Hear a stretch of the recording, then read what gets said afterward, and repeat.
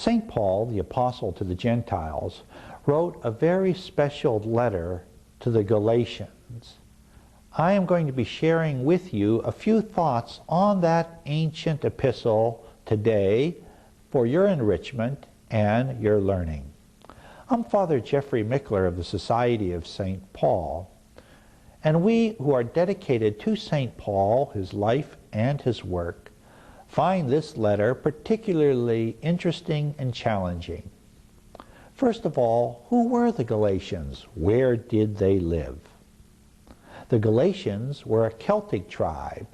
Some of the Celtic tribes moved to Scotland and Ireland, went around the Roman Empire in the far west. Others managed to get into the boundaries of the Roman Empire in Asia Minor and what is today modern Turkey. They were allies to the Romans, and the Romans named a whole province after them, a province that would cut modern-day Turkey in half right down the middle. So they spoke Gaelic, hence their name, the Galatians.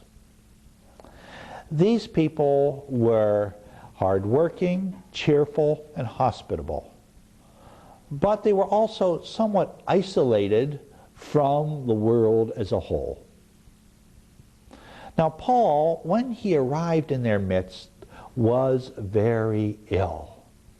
And their hospitality had them take him in nevertheless and nurse him back to health. They were also very eager to hear of news of the outside world. And what news they received from St. Paul.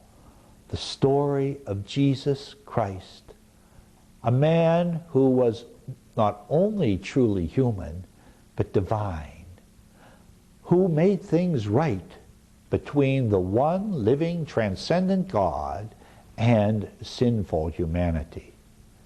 They rejoiced in this good news and accepted it, and received the instructions from Paul on what they had to do in order to live this new way of life.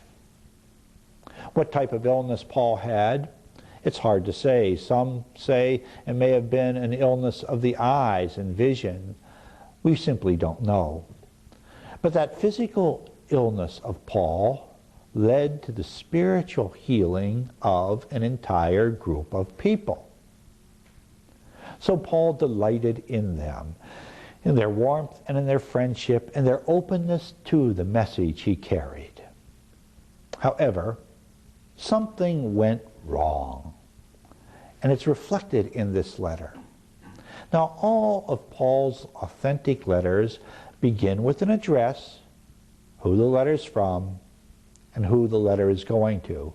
And then it will go into a thanksgiving period, listing all the things that Paul has to be thankful for, and only then go into the body of the letter. Well, Paul was so upset by the news he had received about the Galatians, he skips the thanksgiving, and he gets right into the heart of the matter. Evidently, some Jewish Christians had come to Galatia and was undermining the message that Paul had given them, and telling them that they had to accept Jewish practices in order to be a true disciple of Jesus. They had to take on all of the kosher food, circumcision, the acceptance of the Torah as the way to salvation. And Paul was upset by this. And he makes it perfectly clear why in this letter. He reminds them that if they try to find salvation along that path, the central role of Christ will be diminished. Also, he had to defend himself against these other missionaries and remind the Galatians of how he received his calling, how he was accepted into the community, and how he had the courage, strength, and the authority to stand up to Peter himself on the issues of kosher or non-kosher food. He affirmed that he received the grace directly from Christ and was given the authority directly from the Lord to spread the good news of the gospel. Over and over in the letter, you could see his frustration. He would say, "You are running so well. You are on the right path. How did you get diverted so easily, you fickle Galatians?" He was scolding them like a parent would scold a child. But the scolding came out of love and concern for those that he held so dear to his heart. Now, he wanted to remind them, as he always did, that there are two ways of life. There's the way of the Spirit and the way of the flesh. And when Paul uses the term flesh, sarx, it's not our material body, soma. No, the flesh is the way of vice. And he explains it so well in the following passage from Galatians.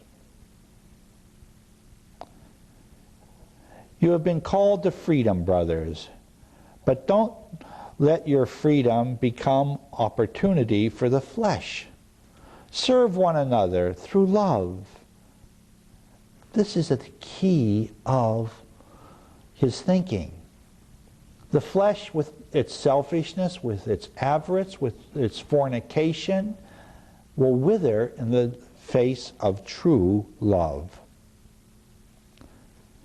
"But I tell you, walk according to the Spirit, and don't carry out the desires of the flesh.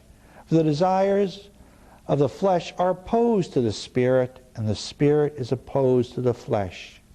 They're opposed to each other, so you won't just do whatever you want. If you're led by the Spirit, you're not subject to the law. Now it is evident that the works of the flesh are fornication, impurity, and indecent acts, idolatry, sorcery, hatred, strife, jealousy, anger, selfishness, dissension, factionalism, drunkenness, carousing, and similar things. But the Spirit, the Spirit. The Spirit's fruit is love, joy, peace, patience, kindness, goodness, faith, gentleness, self-control.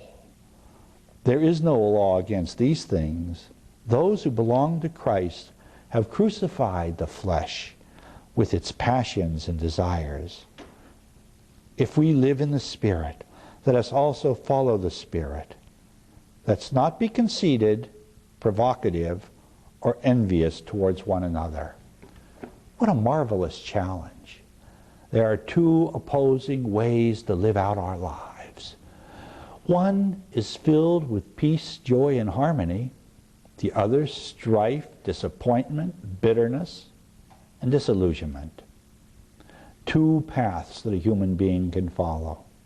And they are incompatible with one another. We as human beings always try to compromise our ideals and faith to accommodate our lowest desires. It's a lifelong struggle. The battle's never completely over in this life.